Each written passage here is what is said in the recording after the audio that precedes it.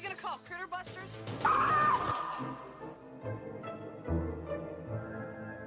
Dad's all torn up and Mom's got like a harpoon thing in her neck and they're getting bigger. They'll eat anything. No, those, man-eating hairballs that you do not believe in. Critters. They bite. They hide in small places.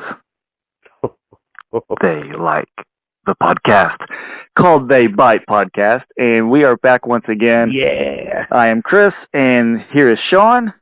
Oh, yeah. And it's been a while since we've done one of these episodes. Just life has happened to both of us with various things popping up here and there, but we are back now to record another episode. Yeah, damn right. You know, I know everyone's been emailing us. You know, we had death threats. Bring the podcast back, you know, and we're here to deliver, you know, so put the Rangers away. We're back. The funny thing about this is we're actually going to be talking about the first Critters movie today, and out of all the podcasts we've done, we have yet to do a full episode based on the first movie. Yeah. It's strange. You'd think that'd be like the first podcast we would have done or something. Yeah. Yeah. When we've mentioned most of the stuff from part one, though, in various podcasts, but... yeah, there might be some rehashed content here, but, you know, it kind of makes sense to me because, shit, where would the franchise stand if it really was just the only movie and the sequels didn't come out? Because I think so many people love part two so much, it kind of overshadows one. So it kind of makes sense to me that we're doing this last. Yeah, you mentioned that, and I was thinking, man, that I don't think this movie would even be known today at all by anyone if there was not a part 2, 3, or 4. Well, definitely not a part 2, but it would be more obscure than Ghoulies or any of them. Probably. So obscure. It probably wouldn't even have a DVD release. No, I don't think it would. Yeah, it's sad to say, and that's not an insult at the first movie.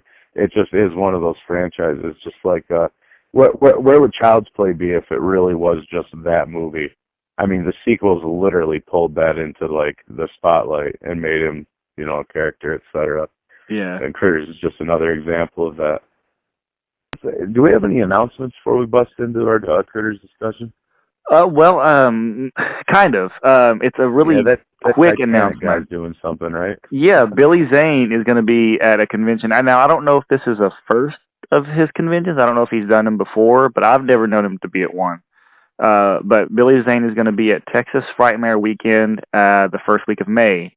So I know that there's a few people on the Rehatched page that's going to be there, and a couple of them said they're going to try to see if they can get an interview with him or at least talk to him about it. So that's going to be interesting. I mean, I never cared for the guy, but I guess I would like to hear him talk about some critters. I'd watch that interview. Yeah, somebody said, hey, send me a list of questions and I'll see if I can ask him to him. So the first question I sent to him was, you and both Leonardo DiCaprio were in the Critters franchise. Have you ever talked to him about being in that franchise? That's actually a great question.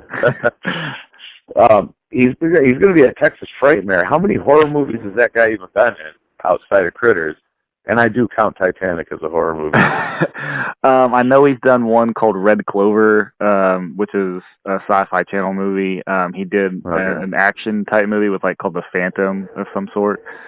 Other than that, I don't really know if he's done any other genre pieces or not. Yeah, right on. But yeah, I think that's all we got for announcements, isn't it? Yeah, that's all I got right now. Yeah, that's cool. Oh, well, I guess I could announce this real quick. I'm sorry. No, go for it. So we all have been worrying about Critters: A New Binge and whether or not anything's happening from it because there's been quietness.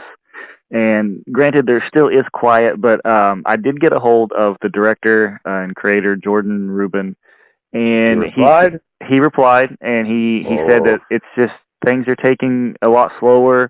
He goes, it takes a while to get stuff set up with producers and meetings and budgets and all that stuff, and it's a slow pace that they're going right now, but it's still happening. And he said that if, for whatever reason, if it ever gets canceled, he will tell me about it. So.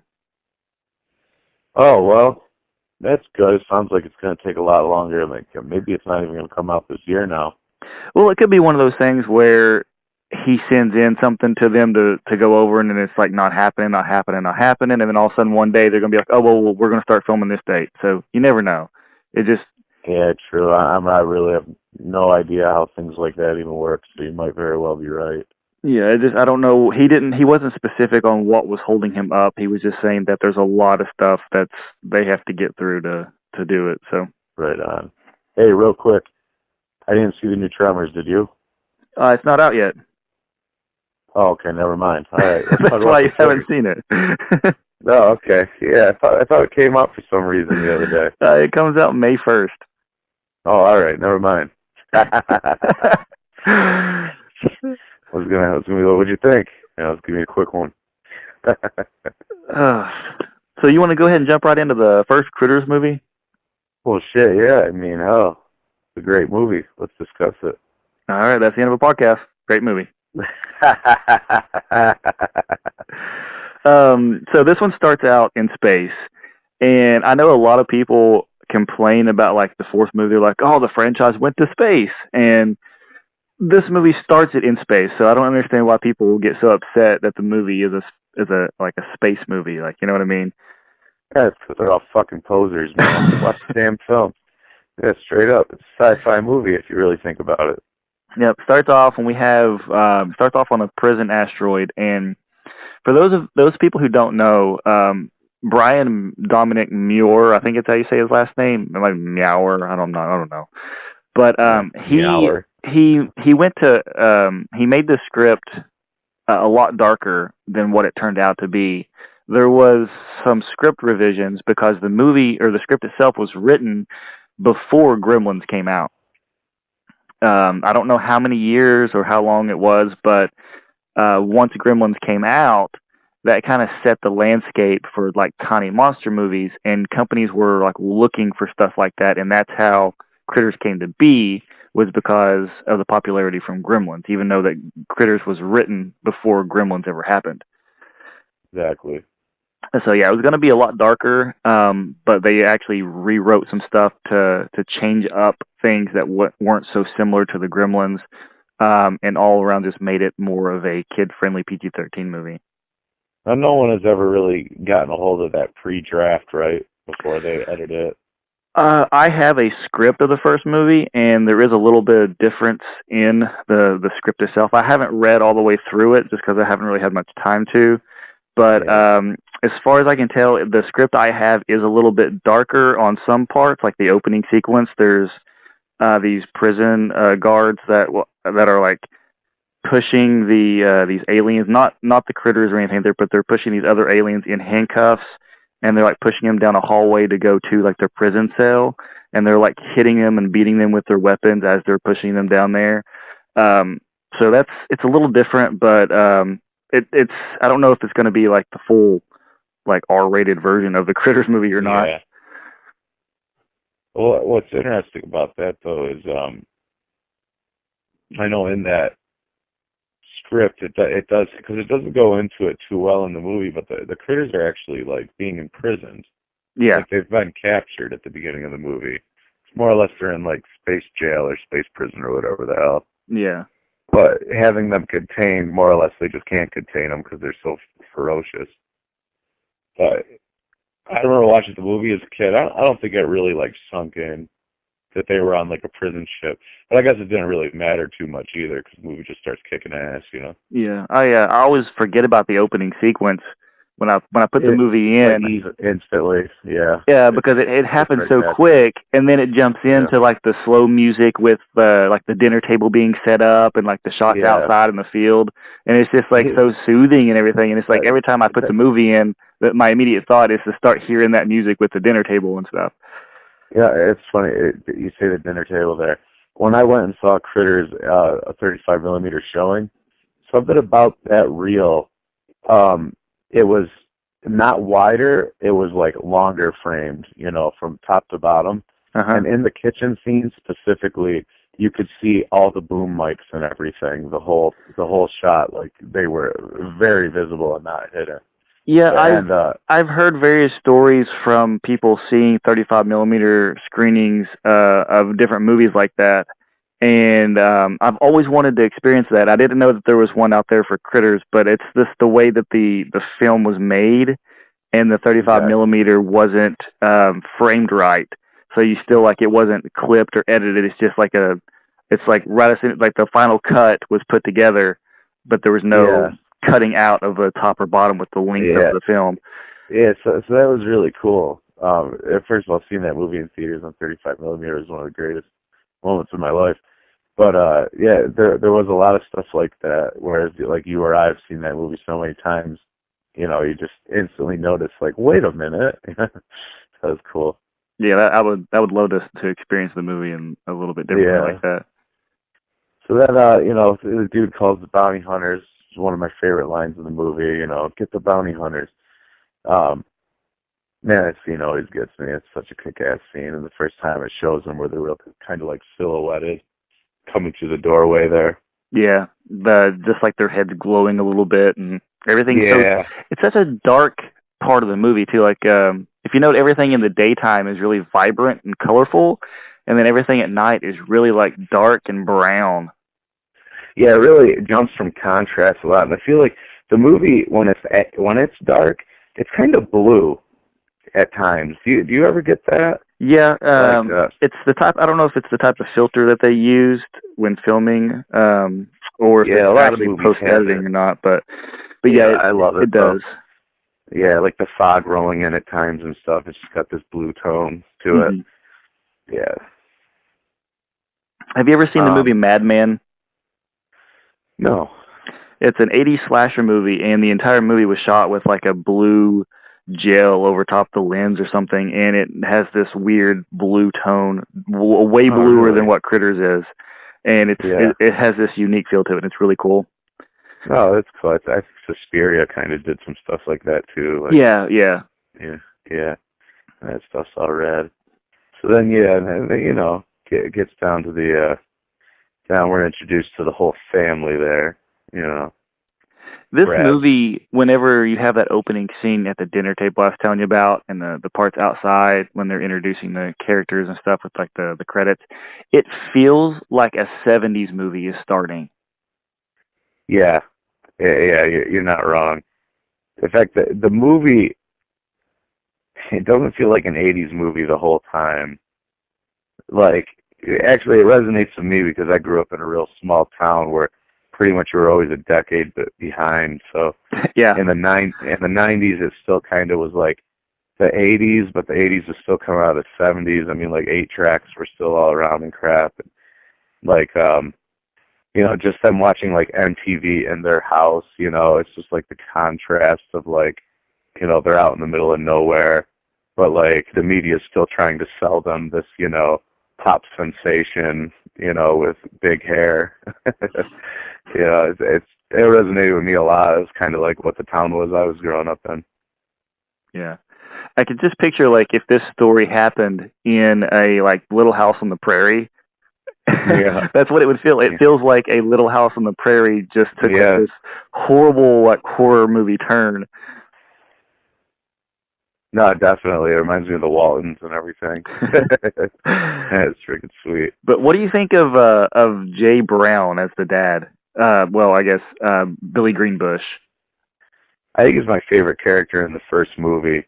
Like, I love Charlie, but like if there wasn't a sequel, he wouldn't have really been my favorite character in the first movie. You know what I mean? Yeah. But yeah, Jay's awesome. He's probably one of my favorite dad characters ever in a movie. But he's dynamic. Good dad, but he's tough. Yeah, I know. Yeah, he really is. He's fucking perfect. Like, probably my two favorite dads, like, on TV or movies ever, is Jay and Dan on Roseanne. Oh, yeah, I feel that, man. Yeah, you on that level, too? Yeah. Yeah, absolutely. But all these characters in this movie, they all feel genuine. They feel real. Like, if you went to this, it makes you believe that Grover's Bend is a real town, and that if you went there today, that there would be a house right there with a barn next to it that the Brown family lives in. Yeah, even the characters in the town, everyone, everyone's a really good actor in this movie, honestly. The movie kind of gets, like, pushed aside as this, like, so bad it's good B little monster movie flick, but, like, if anything, part 2 should get that, because part 1 is a really good film, a very serious tone, and the comedy is, it's not lowbrow. Like, I didn't appreciate how funny the movie was until I grew up, to be honest. Yeah, I know you said this before in watching the franchise, like how comical it was now than it was compared back as a kid, but I still don't get that. I mean, I get it, but I mean, it doesn't feel like a comedy to me. It feels like a serious horror movie, and Exactly. and that's what I love about the first film. Is like you can tell the difference between part 1 and part 2 when part 2 feels like a comedy. Part 2 to me feels like a serious movie. Part like, 1. Part 1 feels like a serious film to me. Like everything is taken serious. The stuff that happens to the people are serious, and it's yes. And I say that the biggest comedic element to me is the bounty hunters just like recklessly blowing up stuff, but it doesn't paint it in an obviously funny way. Yeah, like I feel like if those two came down to Earth, not really knowing what stuff was, that would happen. Like they're not they're not supposed to care about like people because they're just an alien race that's set on destroying a certain species, and that's it. Yeah, we're just disposable and in the way. Yeah, so that always made sense to me. But watching it back now, I mean, when they blow up the church, so many scenes are hilarious, and then of course there's like the small jokes for like people like get him Harv, and stuff like that. Yeah, like the biting the ET doll. I didn't really understand that at the time. No, supposed to be funny, like a take on her, but I would say that's the only scene that truly doesn't fit is when the critters are like partying to the Critter Skitter song, which I wouldn't take it out. Don't get me wrong. But the movie is pretty much real grounded in serious tone outside of that part. Yeah. But I wish it was longer. It's also a pretty scary movie too. Like if you think about it, it's scary. Like if you put yourself into one of those characters' positions, what would you do? Like you would be scared of the events that's taking place. Yeah, the critters feel more threatening in this movie for some reason as well. Like we've mentioned before, but probably everyone would agree the scariest scene is just when Dee Wallace is looking out the kitchen window and the eyes come up. It's set up so well. And while I'm on Dee Wallace, her reactions in some of the film like choke me up. Not like sadness, but just like feeling the fear that she's feeling, like feeling sorry for her, which she's just awesome at anyways, because Cujo is like seriously a fucking emotional movie. You talking about that, the scene where the giant critter takes April, and then Brad rides his bicycle off to go get April, and Helen is in the back, Dee Wallace in the back seat, and she's like screaming for Brad, and she starts hitting Jay and everything, and it's like you can feel like she really is upset about her son possibly dying. Yeah, she's so convincing in that movie, and it's funny you read interviews or see interviews with her about the movie. She admits like she didn't think the critters looked good. She just kind of mocks it. She's like, "Oh my God, they look so stupid," I forget what she says she pictured they were to act afraid, but she did such a good job despite the way she felt in real life. Yeah, she thought they were just silly looking and they were laughable, and when she told us that when we met her in Florida at the Critters convention. Yeah. Now, this movie has one of the most recognizable soundtracks, and not just soundtracks in general, but the song itself from this movie. Like, as soon as someone hears it, they immediately know of Critters. Yeah. Like Yeah. you cannot associate this song with anything else except for this movie. Yeah, and it's like the most 80s song in the world. If I'm waiting for the day where it becomes like a viral sensation on the internet, where like kids discover it and are like, "What the fuck is this song? What the fuck is this movie?" And they just like jump on it ironically or something, because that's like what kids' humor is like nowadays. Because that song is so definitive 80s, it's ridiculous, and it's good. Like it's a really good song. It's awesome. Yeah, and if you are unaware of this, Terrence Mann, who plays Johnny Steele, wrote and performed this song specifically for Critters. It's so funny. I'd like to see like a full version of that, like unedited, just like a straightforward like 4-minute video of him on stage singing and jumping and dancing and stuff, and like the actual performance that he made for that song. You know, that'd be really cool. That'd be awesome if he performed it live someday. The whole soundtrack to the movie kicks ass, though. God, what's that other song that my personal favorite? No Turning Back. Yeah, I can never remember the name of the girl, but that's such a good song. So yeah, we were on the characters and everything. I mean, Jay's amazing. Gosh, why do I remember forgetting Brad? I like Brad in this movie more than part 2. Easily. He's so much more relatable. He feels so much more like an authentic kid that would have been raised in that setting, you know? Yeah. I think I like Brad more in part 2. I'm not sure why, but I like his character more in part 2. Okay. Yeah, it was all good. I like that he just like represents like the kid that just wants to blow up things and play with fire. Yeah.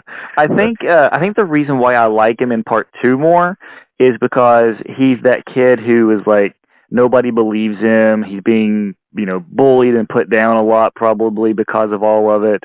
And, Yeah. his family had to move away. He's just coming back to visit his grandma, and still people are making fun of him. And finally, once something happens, everybody's like, "Oh crap, he's right. He better help us save everybody now," Yeah. Say the boys bad news and shit. But yeah, then let's see. Then we get introduced to Harv, who is a completely different character in part 1 than he is in part 2. Yeah, which we actually discussed that in one of the, I think it might have been the Critters 2 episode. But this one is played. Both agree. Yeah, this one is played by Emmett Walsh. Does a fantastic job. A very believable, small town, country town sheriff. Yeah, he's kind of like the bumbling sheriff, but he's not. He's just why would anything ever come up in this town? So why would he be prepared? And I think they capture that quite well. Yeah. And he's very authoritative though, because if you notice, whenever his deputy is on the radio hitting on the woman that's on the walkie or whatever, he doesn't know that Harv's there, and then Harv cuts in, and Harv's like, "Cut the horse shit, Jeff," and Jeff's like, "Oh, sorry, sir." Yeah. I think we both agreed that we like Harv in part 2 better. Yeah, he's more fun in that one. Fucking cool. But don't get me wrong though, that I do like the Sheriff Harv in part 1 for different reasons. Yeah, and I think he has a funnier scene than in part 2, where I swallowed my chewing tobacco. Like that scene made me laugh really hard as a kid. Yeah, I love that too. Yeah, I didn't find the movie that funny as a kid, as we said, but that scene made me laugh. Yeah. So I always liked that. Always the scene that made me laugh is toward the end when the bounty hunters get in the car. The police car to go find Brad and the sheriff is in his car, and then their car won't start, and they just kind of turn and look at him. And they're like, and then they get in his car. Yeah, you saw some crud stuff in the middle. Yeah, the more I think about it, Harv's kind of really a lot of comic relief moments in the movie when when he runs into Lee as Charlie. You know, he just gets picked up and thrown. I know that leads to the tobacco line. Yeah, But, we hope you not take over our operation. Charlie? And he just like shoots his pistol at like the crate rolling by. He's like, these people need an exterminator. Yeah. Yeah, it's pretty good. We go to April. What do you think of April, the teenage girl who wants to get it on with Billy Zane and doesn't really have much of an impact to the movie? No, I'd say she's a throwaway character, Chris. But she leads Billy Zane's character Yeah, to the barn where he has an awesome death scene, though. yeah, that's the best death in the movie, easily. Billy Zane's. Now, I have a question for you. Yeah. In that scene, she is beating up the critter with like the rake, and Brad rushes in and lights the firecracker, and the critter eats the firecracker, and it just puffs up and falls over.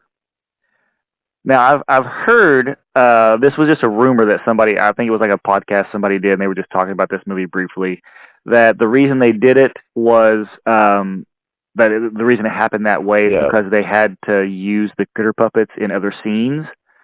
Yeah. But I don't know if that's true or not. I think that's just the Kilder Brothers' way of like making it funny, just like rolling its eyes back and falling over. But I would have loved to have seen the critter explode.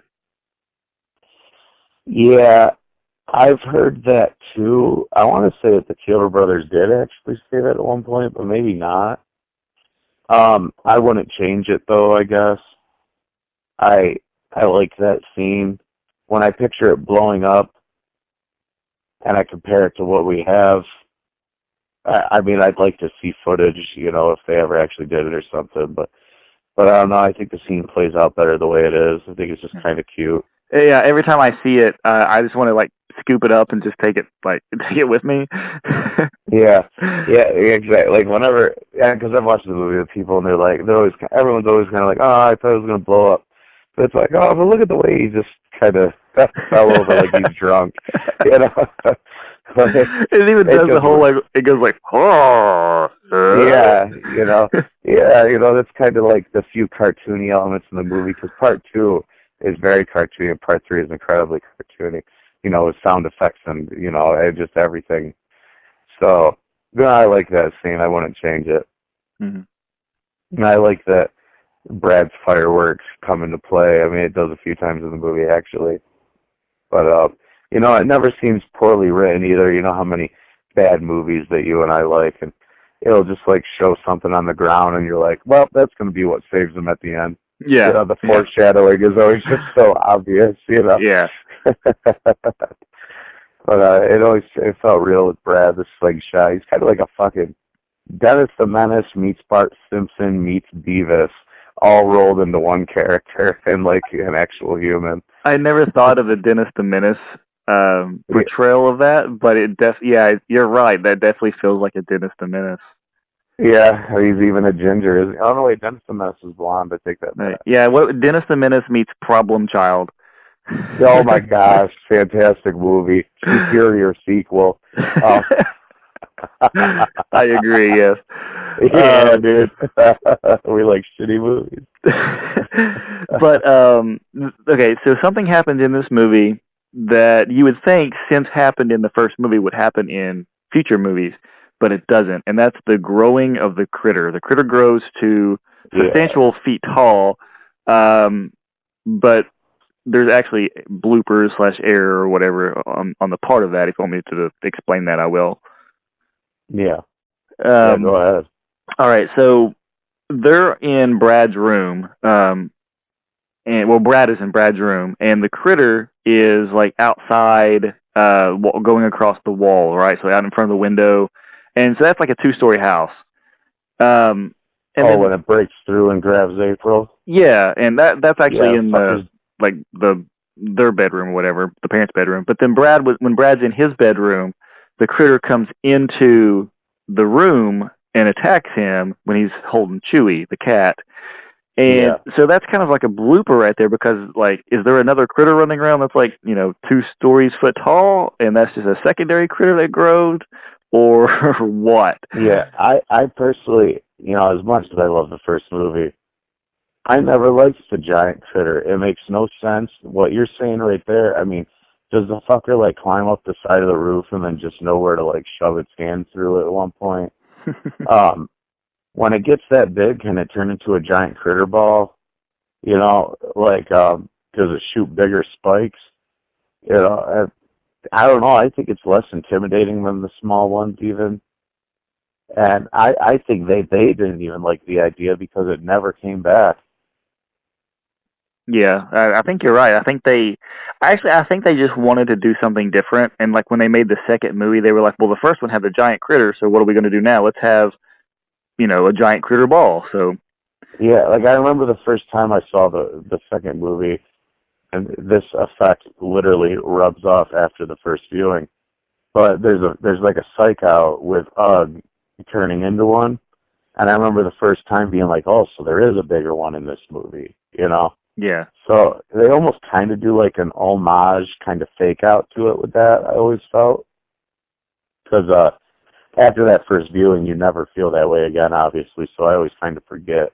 But I do remember feeling that way. I'm sure you probably did too, unless you saw part 2 first. I honestly don't remember. I think I saw them at such an early age that everything kind of blended together, and so nothing really felt off when I watched them growing up. Yeah. I will say this, going into the character of Charlie real quick.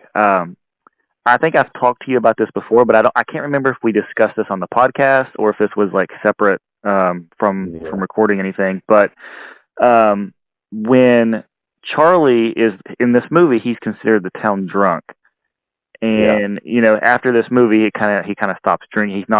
He doesn't drink in part 2, 3, or 4. And so I never really realized that he was considered a town drunk because I wasn't exposed to alcohol or anything like that at that age. I didn't know I didn't know what that was. I didn't know what a drunk was. I didn't know what drinking really was. And so whenever I was growing up, I think I had that sympathy toward Charlie, and I liked his character a lot because I felt that he was just somebody who was being made fun of by people, and that's why he didn't have any friends, and that's why he didn't have a job really, and that his only friend was a kid. And I was like, man, I'm a kid. I'd be friends with him, and that's where that came from. And then when I got older and I realized he was a town drunk, it didn't really feel the same to me, but I still felt that sympathy toward him. Yeah, definitely. I mean, he's kind of like, he's still the underdog of the movie because, they paint it that way anyways because he's like, oh yeah, I hear aliens and everything. But he's technically not right. They never go into that too much. He's still like hearing things in his head. And they don't really say if it's because he's drunk or if he's just like becoming a schizophrenic. But it just kind of turns out that aliens are real. And he's like, see, told you. Yeah, really, he didn't know. When I was real little, I think this is another one I think I've told you about. When he's in the sheriff's office and he's like, showing, he was like, you hear the signals in my teeth, and then he's like, it's the same ones that ruined my pitching career.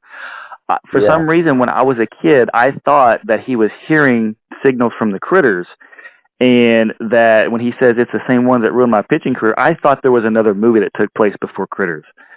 Oh my God, I always I searched out for it, and I really wanted to find it, and I could never find anything on it. And then I got older and realized that it wasn't. It wasn't. Well, what we have to do is make that prequel a reality, buddy. The big unexplained quote from Critters 1. Kind of makes me feel stupid now thinking of it. I know, it's so funny though. But that shit, when you're a kid, you don't know. Yeah. Plus, you'll take it. You'll be like, yeah, it's something fucking sweet movie. I was like, why can't I find the other Critters movie that takes place before the first one? Yeah, about the baseball game. Or it'd be a baseball game. Actually, it's funny that you said that, like the baseball game thing, because a long time ago, like in like 2005, I think when they were initially interested in rebooting the Critters franchise, um, there was rumor going around that they were going to make a Critters 5 and a Critters 6, and Critters 5 was going to take place in like China or Japan or one of the two, and it was going to be at a baseball stadium where somebody shipping a bunch of baseballs to the baseball stadium or whatever, and somebody accidentally grabs the wrong crate, and it's got the critter eggs in it, and when it gets to there, they hatch, and they attack a bunch of people at a baseball game. And that obviously never came to, and I don't think there's even a script or anything for it, but that was just like I was an gonna idea. say, I would love to fucking read the script to it, because I think that idea sounds terrible. But I would love to fucking read the script to it, because it sounds funny. Yeah, I mean, who knows? It could have been something that somebody just made up online at the time back being, in 2005, you know, how that was, you know. Yeah, but who knows? Like, if it exists, I'd love to know, like, if there's a script or something out there. Yeah, Critters hit the big leagues, you know. Yeah. But something else about this movie that a lot of people Critters don't... in the outfield. They roll into home base. There we go. Yeah. But something that some people don't know about this movie is the end sequence with the house blowing up and everything wasn't well. It rebuilds, I should say. When the house rebuilds, it wasn't the original ending. In the original ending, the house blows up, and if you see the alternate ending on the DVD, the camera cuts to the Brown family showing up and seeing all the pieces of the house and everything, you know, blown up, and then the camera goes around the cop car and into the barn, and then you see, like, around all the damaged stuff or whatever, and then the critter eggs are sitting in a big pile of rummage, and then one of them moves, and that's it. But test screenings and test audiences did not like the fact that the house blew up and that the cat was still dead, apparently, because the cat was there. So they had to... Fucking people with animals in horror movies, I'll never get it. They had to refilm. They had to refilm stuff for this movie. Oh my gosh. And instead of refilming an ending, they literally hired someone to do a miniature of the house, and they blew the house up, and then they made it to where they could actually bring the house back together in reverse with the footage. Like they did this weird thing where they pulled away stuff where they could bring it back, and it's all miniature shots.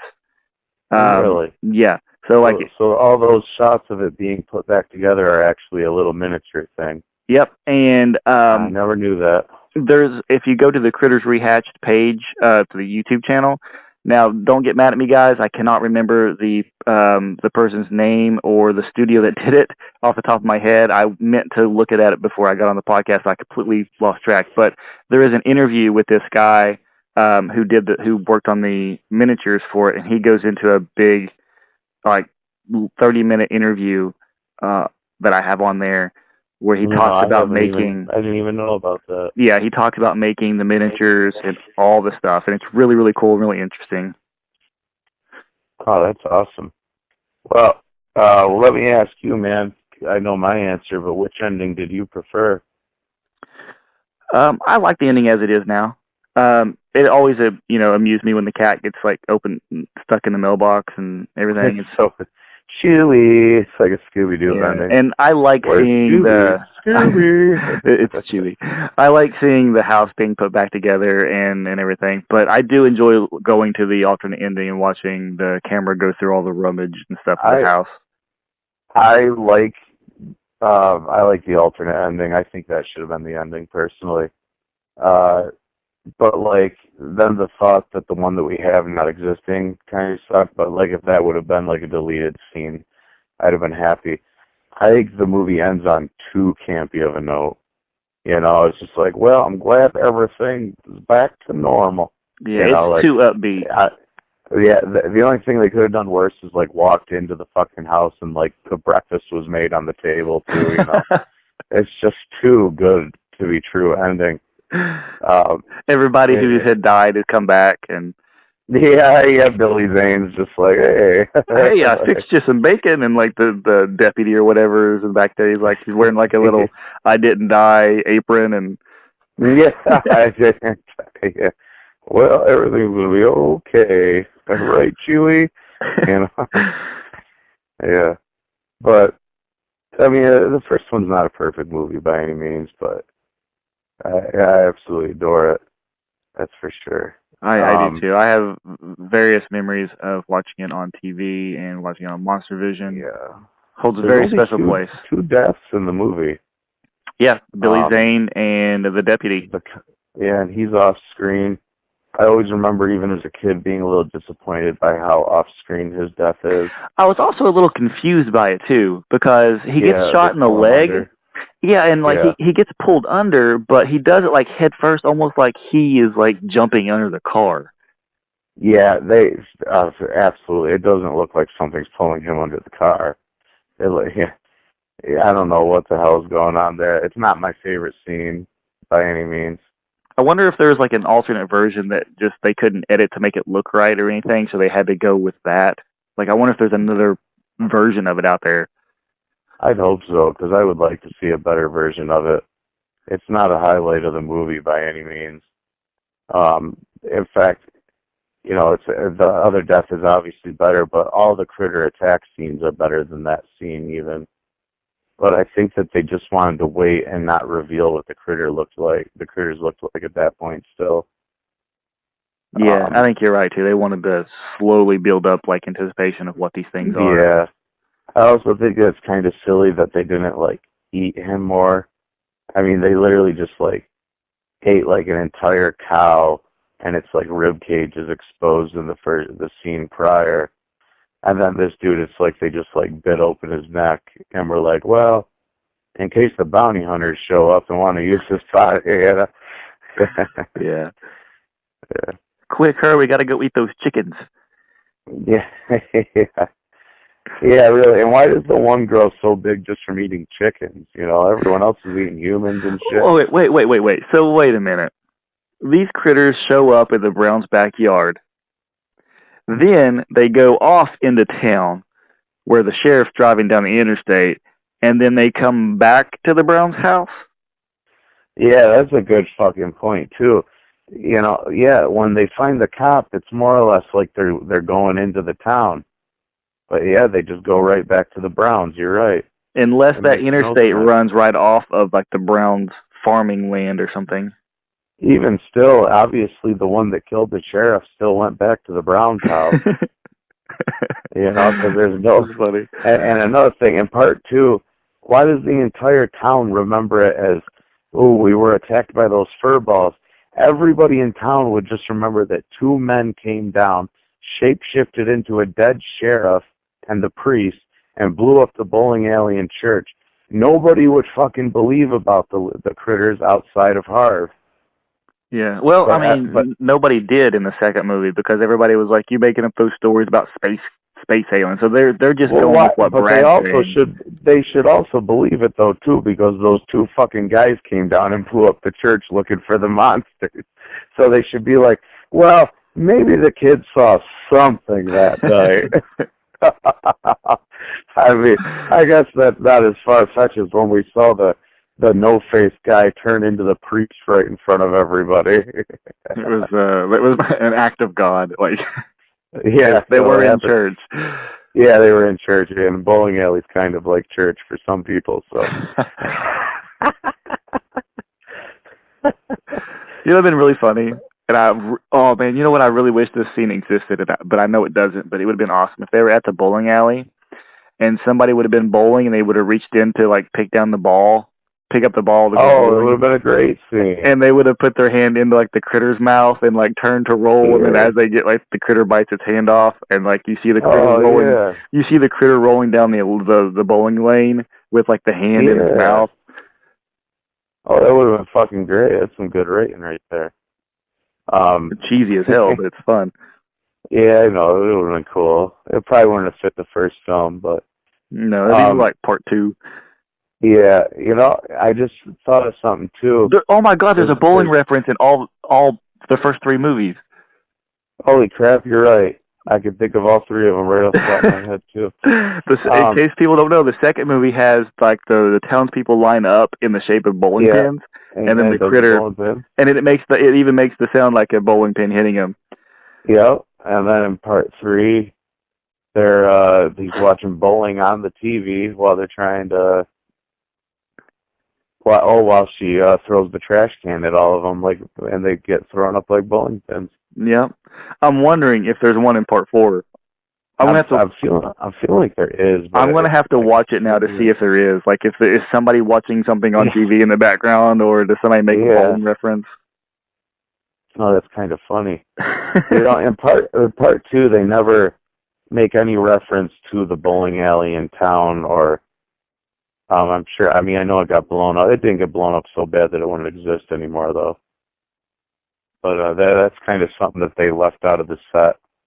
Yeah. Yeah, I just realized it. Yeah, and there's no is the sheriff's department like even in part 2 at all? Like, No. because all we see is that one sheriff who, like, in the Easter Bunny outfit, and then Harv comes back, and that's it. Like, we don't. Yeah. Is there no other patrolman? Yeah, I think maybe there's one shot in part 2 where you can see a sign on one of the doors that says sheriff's.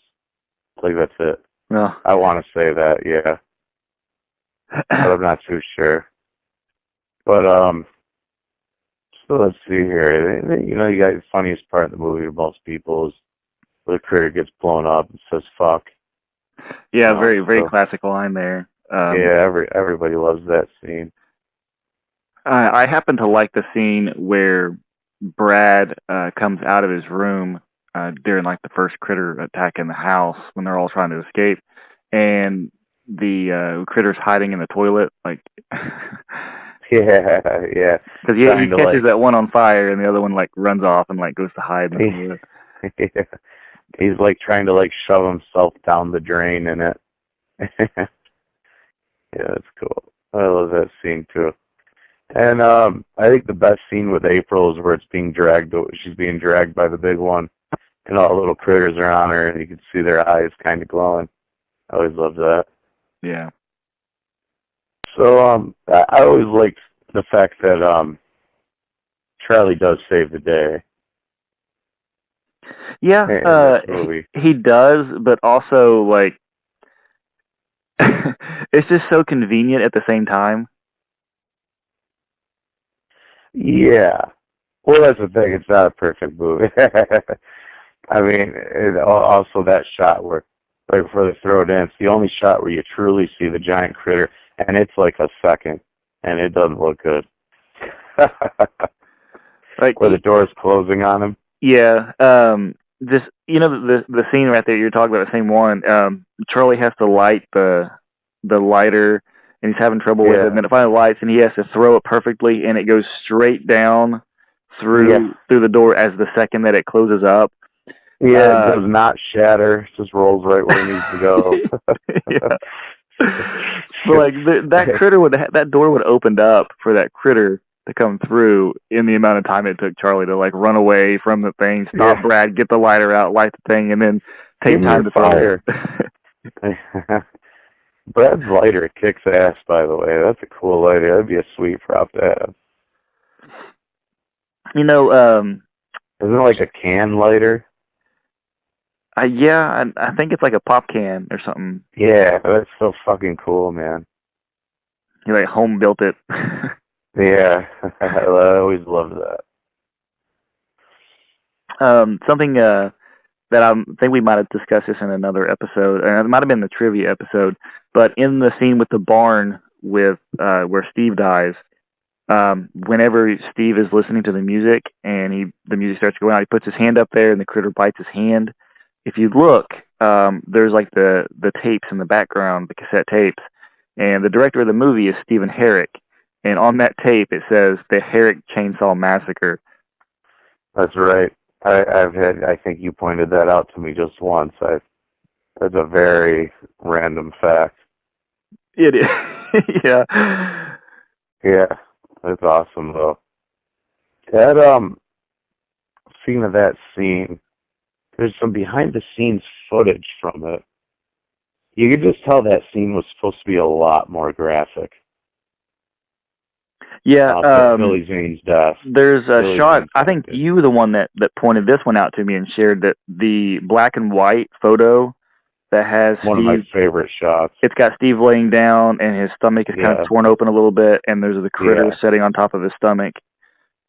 That's such a violent shot. So Yeah, cool. and I oh that you know what's even funny about that scene though is he starts to run and he like runs into the wall and falls Yeah, over. I know. They make him such a klutz in that shit.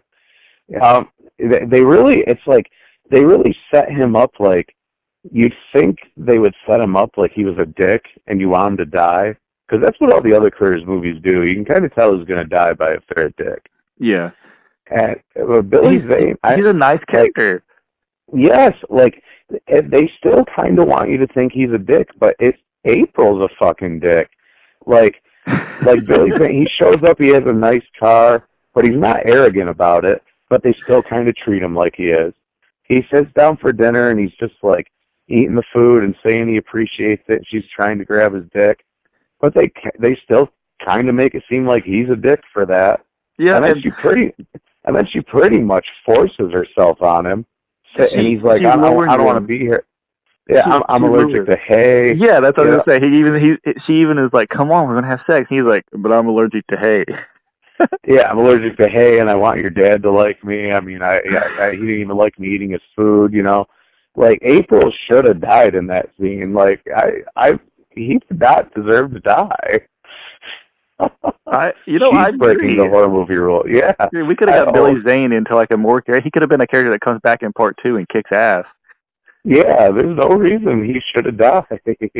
And then after he does, she's pretty fucking over it, in my opinion. And everyone else is just like, who?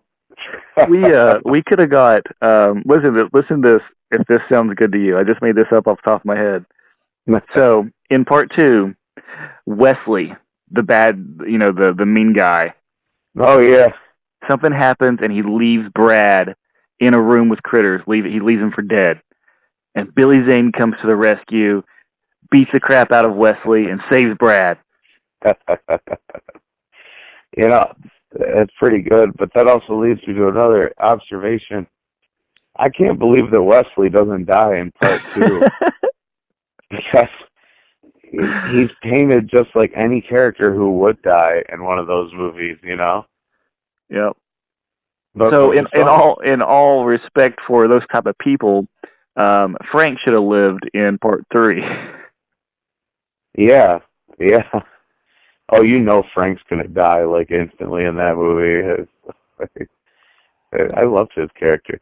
He's kind of like on Mr. Quigley, though. It's like, when Mr. Quigley dies, it's like, well, I knew that was going to happen, but you're also like, yeah, but he was funny. That would have been cool if he was there the rest of the fucking movie, because I bet he would have added to it.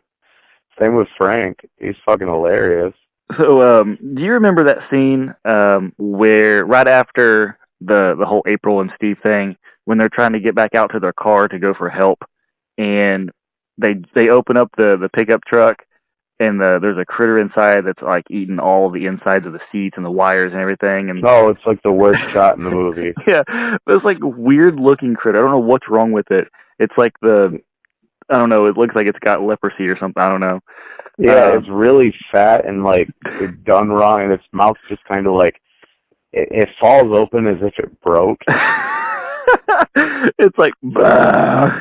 Yeah, like, I don't even know if it's chewing wires. I think that's all the wires in it from when it malfunctioned. And like, like, it's almost like it was left out in the heat or something, and like the rubber was like starting to melt off its face. Like bloating. Yeah. Like, I remember someone made like a meme out of that picture once, and I was just like, that's the worst shot in the movie. So, like, I don't want people seeing that, because it's like as if it's my movie and I'm embarrassed of that shot. They're like, no, that's not a good example of what they look like. Stop it. So somebody's you're not gonna be like, hey, you should check out the movie Critters, and they're gonna be like, no, man, I saw that meme. Yeah, I know. It's It'd probably make more people see it because it looks so bad. They're like, what? Yeah. I think I have a new love for that shot now. Yeah, it's definitely my least favorite shot. I've always, because you don't get to see the critters that well in this movie. They're very dark. You know, when it shows them up close, like probably the best shot of one is right after it takes a bite out of Jay, and it pulls away and it shows it kind of smirking. It's such a quick shot. So it sucks that like the shot we're talking about is really one of the best shots you see of a critter in the fucking movie. I think the best one is the one that runs to the toilet, the one that's like running across the floor. It's like doing this weird little like leg jiggle all the way across it. Yeah. I like that one. I think probably the best shot as far as it looking real is the one that's on top of the couch that's kind of like sneering at them. Oh yeah, the one that gets killed by the ceiling fan. Yeah, that shot, it looks very realistic. It doesn't look puppetish at all. Listen to this. There's if you go to YouTube and type in "critters ceiling fan," I don't know why, but for some reason there is somebody out there who has like a passion for ceiling fans. And they have like I don't know if they're selling it or if they just have the prop, but they have the prop from the Critters, and they're like showcasing it on YouTube, and they're just like, this is the prop from Critters, and they're the ceiling fan prop from Critters, and then you go on to their next video, and it's like ceiling fan prop from this movie. I'm like, what? What? So they're just like, how does that guy get into that hobby? That's what I'm thinking. It's like, well, I went to a prop shop and I had a ceiling fan, and I was like, well, that's all I'm going to collect from movies. So, Jesus Christ. No, like, I wonder if he has anything really iconic. Like, what's a fan that like really determines a plot in a movie? Does that even exist? I don't know, but I would love to own that ceiling fan. Yeah, I guess so.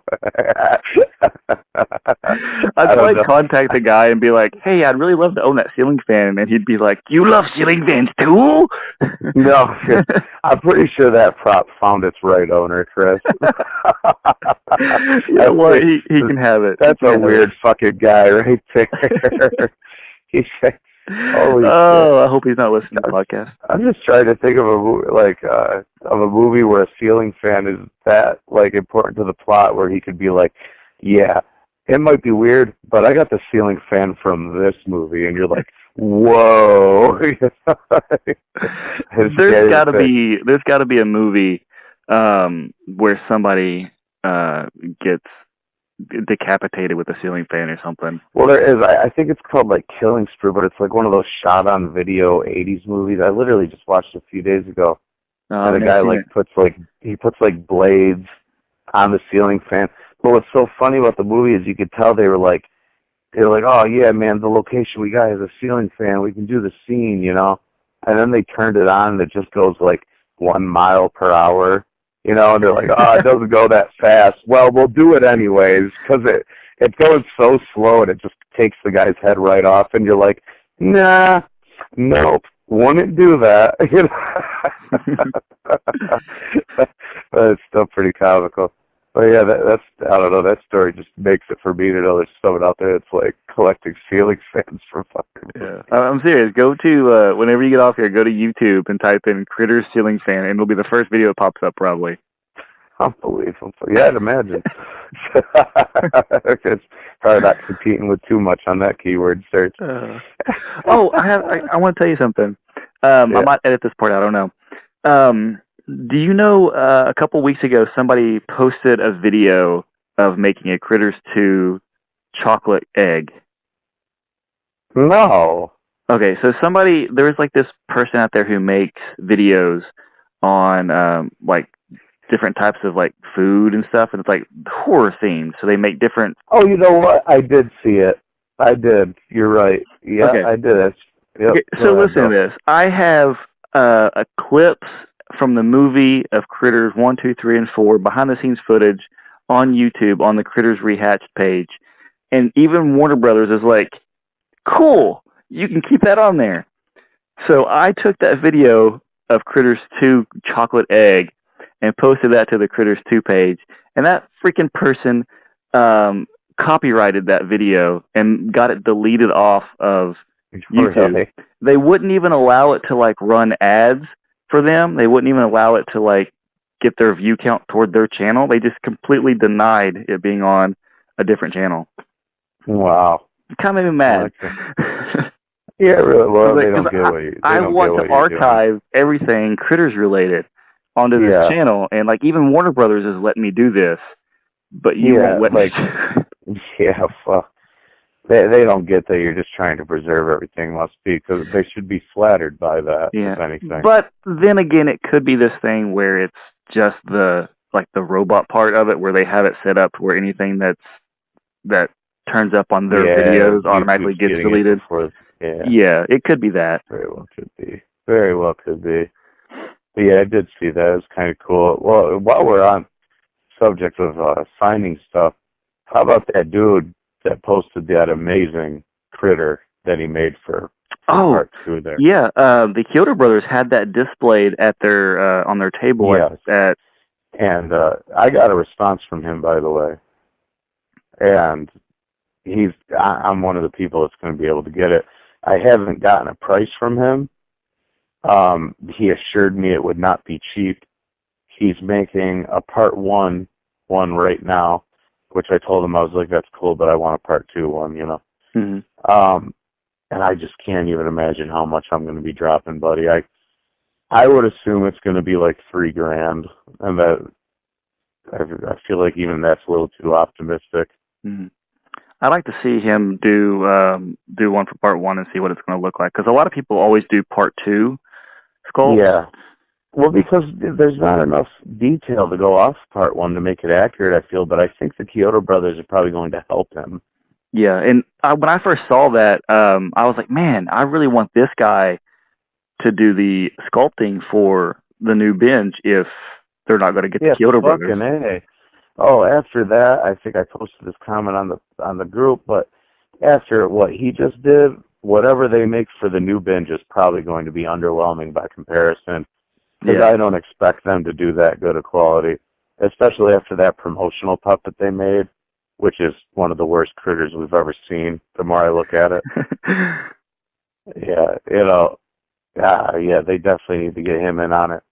But there is a chance that I will own that, buddy, and if that opportunity really comes up, I'm going to end up selling my one I have to afford it, because even though the one I have is actually cast from the part 2 mold, mm-hmm. the one this guy did is better. Yeah, I love the one that he did. It almost looks like he took a screenshot out of the movie and posted the screenshot on like the stand. Yeah, he fucking blew it out of the ballpark. Best fan-made critter that'll ever be done, probably. I highly agree. Well, I will say this: there was I don't remember the name of the company that did this, but I'll have to post a picture. But there was a guy who did a short or animatronic one. He did a Critters 2 fan film called Critters: The Return, and it was it had really bad acting, it's bad editing, like it was bad, but I enjoyed it for what it was. I liked it, but the guy who made it, he hired somebody to do an animatronic critter puppet, and he used that for his film for like a couple of the shots, and it looked really good. And ultimately, he said he was like not happy with the turnout of it, and he was very like I guess embarrassed by it, and he deleted it from YouTube. And there's no other place you can see that now. Like it's gone.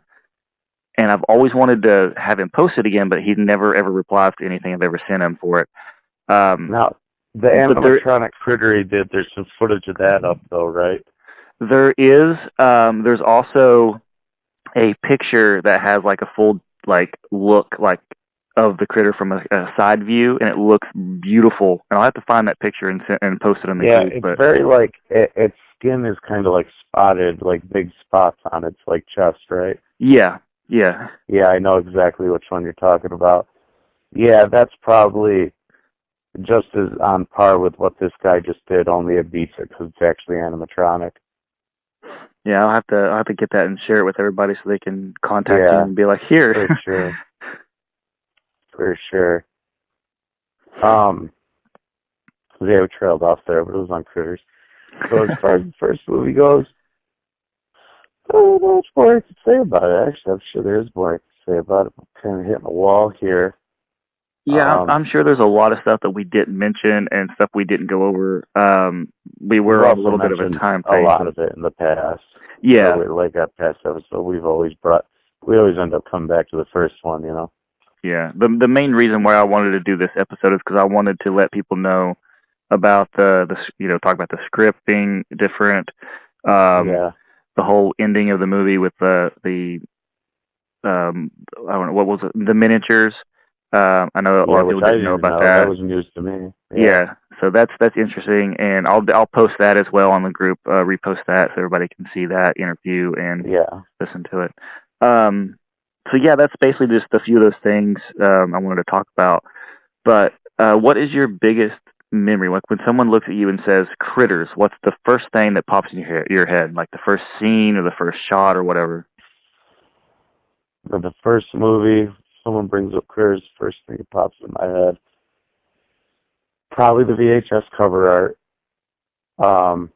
But honestly, I think that it's that first scene shot of get the bounty hunters and the bounty hunters walk, you know, the illuminated silhouettes as they walk through that door. Mm-hmm. Because I remember when I went and saw it on 35 millimeter, when that scene happened, I got like an overwhelming feeling and I like teared up because I was just like, dude, this is so fucking badass that I'm seeing this in theaters. And I think that's always the scene that hits you for some reason. It's not even with Critters. Yeah. How about you though? Yeah. The one thing that pops into my head when someone mentions Critters, talks about Critters, is probably the shot where Helen is in the kitchen and the eyes come up through the window. Yeah, I can see why. That and the scene with Jay in the basement when you first see the critter for the very first time, and he reaches his hand out thinking, you know, what is this, like a raccoon or something, and then it leaps toward him. Actually, one leaps from the side. It's the second critter leaps from the side and goes toward his neck. And then you get the shot with like the Brad looking down. You just see the flashlight like waving around. Like that's a scary scene. Oh, that's one of the best scenes in the movie, if not the best Critters scene in the movie. Because as an adult, the bounty hunters overshadow the movie. As a kid, I didn't appreciate their scenes as much. I just wanted to see more of the damn critters. Mm-hmm. But really, the movie should have been called Bounty Hunters. Yeah. You know, there is a poster for some, I think it's like a third world country or something like that. I don't know. Like, yeah, I know, right? There's a poster for it it's called Bounty Hunters, and I think it says like critters in parentheses or something. And it's this weird, like very colorful poster that has like random shots from the movie. Some of them are actual screenshots from the movie. Some of them are like painted, drawn onto it. And I actually have that poster. It's in one of my collection update videos, but it's very odd. And you know it's called Bounty Hunters, and you said that you think it should be called that. Yeah, there's a lot of odd artwork for the first one. In fact, one thing I always thought was interesting is that there seems to have been two variants done of the VHS cover art. One, what everyone remembers, and a second one that is like similar to the same drawing as the critter, only he's walking at you, and instead of the farm behind him, they have Brad riding a bicycle. I think April's do you know what I'm talking about? Yeah, I actually really love that artwork, and I don't own that poster. I wish I did. It's so random. It seems like only foreign releases. It's got the mailbox. Are you talking about the one that's got the mailbox hanging off the side of it? And no, because no, that one I think is the best cover art for the movie, where it shows like the white picket fence with them coming out of the mailbox. Yeah, I thought there was a variant one too that had that same mailbox in it with the one where Brad's like on the bicycle tilted sideways. Could be. It seems. I don't know what the hell the story is with all that artwork, but it's like they photoshopped it and put it in a lot of different ways. So we'll probably never get the story on all that. Probably not, but I'd love to try. Yeah, that always intrigued me because it's so obvious that it's done by the same artist that did what ended up being the theatrical and VHS art. Yeah, and it has so much more detail than the one we got. So weird that's not the one used. There's something that just popped into my head, and I want to actually say this on the podcast just in case. So the guy who plays Jay Brown, his name is Billy Greenbush. And another horror movie you might know him from was Jason Goes to Hell. And that was in, what, 98? Yeah, I think something like so. that. Okay, so that was the last role that Billy Greenbush ever did, was Jason Goes to Hell. And he's never been in another movie, never been made an appearance in anything, never done an interview. He's just like off the grid. And someone said once that the reason is because they think he had passed away, but there's no information about him ever passing away. So if anybody knows or has contact with anybody that knows, is Billy Greenbush still alive? I want to know, because if not, I'd like to pay my respect to him, maybe do an episode about him or something. Yeah, absolutely. Yeah, that's neat. I never knew that either. Yes, I have no clue. Nobody knows. There's a good chance he could be by now. Yeah, because if you know, he was pretty old in Jason Goes to Hell. What did he do in that movie, man? I'm not sure. He was a sheriff. Okay. Did he have a lot of lines or big role in it, or just kind of? Yeah, he had a small. Well, it wasn't like big or anything, but it wasn't in it for 2 seconds. He was in it for a little bit. He actually turned like it's the. I don't know if you remember, but Jason like switches bodies, and for a brief time period, he's in.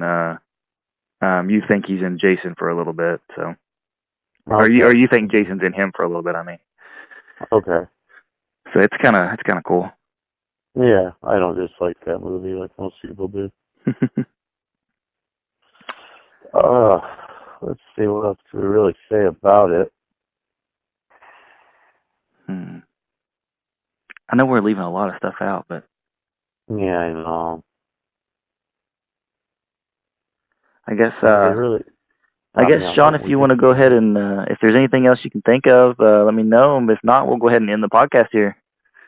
Yeah, I mean, wish I could think of more. I'm just hoping we get some extra scenes from it now that we did get some more behind-the-scenes footage from Critters 2, like last week, in case anyone hasn't already seen it. Someone else uploaded some, not so much, behind the scenes. I mean, they're kind of styling the critters and putting them together a bit, and that was really cool to see. Yeah. And now that we're getting that, I'm dying to see some behind-the-scenes footage from the first movie. Yeah. Because we really don't get to focus on the critters enough. I want to see them.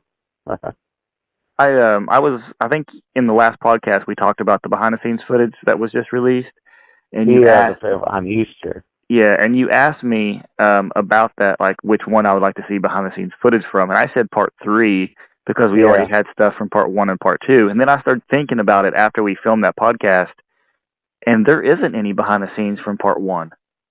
Yeah, I was gonna say. There's a behind-the-scenes video on YouTube, and it's on the Critters Reacts page, that shows Charles Kyoto sticking his hand up one of the puppets and like moving around talking about working the puppet, and then it cuts and shows like a scene in the field where like the critters are on this little track thing and they're rolling across the field, and it looks like it should be part 1.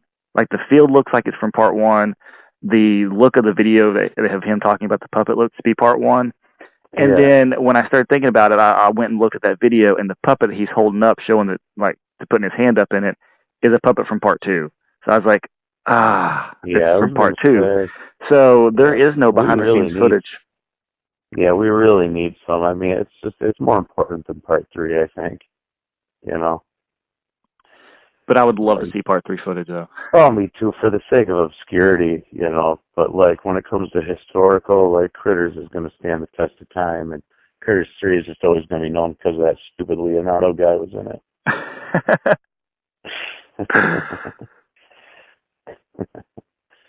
But on that, I don't think I got anything more to discuss tonight anyways on it. No. So this podcast has a harpoon thing in their neck, and and this podcast is getting bigger. I would say one of my favorite lines in the movie is like, Brad, who the hell did you bring? And Charlie and Johnny Steele. Yeah. He still thinks it's Charlie at that point. It's so funny to me. And Johnny Steele. The movie is fucking awesome. It's such a product of the 80s. It could not have came out today and been as good, you know. One of my favorite things from the like the lines from the movie is when Brad is running from his sister because she gets shot with a slingshot. Oh yeah. And then her dad rushes in, Jay rushes in, he's like, why'd you shoot your sister with a slingshot? He goes, I think I'll stand on the Fifth Amendment. And he's like, this is not a democracy, did you or didn't you? And when I was a kid, I was like, it taught me what that was. It taught me what a democracy was. It taught me like what the Fifth Amendment was. So, oh, really? Yeah. So because whenever I heard that, I had to go find out what it was. So I researched it and found out what it was, and then from that point on, I knew it. And I was like, every time anytime somebody accuses me of something, I'm always like, I think I'll stand on the Fifth Amendment. Yeah. Oh yeah. Oh man, that girl posted like a T-shirt from like the video release of it a few months ago, and I still haven't caught any wind of that since. But man, I'm hoping to get that shirt someday. You should try contacting her again. I forgot who she was at this point and everything. Go back and listen to our podcast. Yeah, I know. Hey, it's probably got to be on there. I think so. Yeah. But no, probably not too much more, man. Just hoping that Blu-ray comes out and we get some more behind-the-scenes footage. Yep. We're definitely going to have to do another podcast once the information of that comes out, but I'm sure we'll have one or two before then as well. Oh, yeah. But on that note, I guess we can go ahead and end it. So what do we got to do, Sean? Oh, we're going to kill Mark Wright. That's right. Take care, guys. See you guys.